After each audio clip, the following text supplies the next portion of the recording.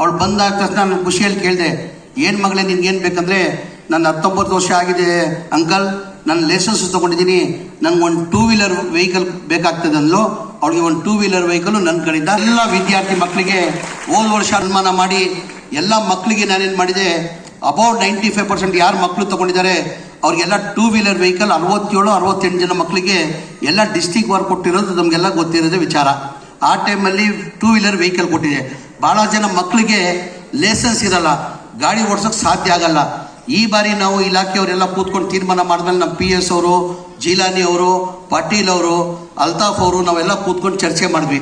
ಅವ್ರು ಏನಂತ ಸಲಹೆ ಕೊಟ್ಟಂದರೆ, ಇಲ್ಲ ಸರ್ ನೀವು ಪ್ರತಿ ವರ್ಷ 2 ವೀಲರ್ ವೆಹಿಕಲ್ ಕೊಡ್ತೀರಾ, ಅದ್ರಲ್ಲಿ ಮಕ್ಳಿಗೆ ಏನು ಉಪಯೋಗ ಆಗಲ್ಲ, ಏನಕ್ಕೆ ಮಕ್ಳಿಗೆ ಲೈಸೆನ್ಸ್ ಇರಲ್ಲ, ಅವ್ರು ಗಾಡಿ ಓಡಿಸೋಕ್ಕೆ ಸಾಧ್ಯ ಆಗಲ್ಲ, ಅವ್ರ ಪೇರೆಂಟ್ಸ್ ಯೂಸ್ ಮಾಡ್ತಾರೆ, ಅದು ಮಕ್ಕಳು ಈ ವರ್ಷ ತಾವು ಲ್ಯಾಪ್ಟಾಪ್ ಕೊಟ್ಟರೆ ಒಳ್ಳೇದಂತ ಹೇಳ್ಬಿಟ್ಟು ಎಲ್ಲ ಸಲಹೆನ ಕೊಟ್ಟರು.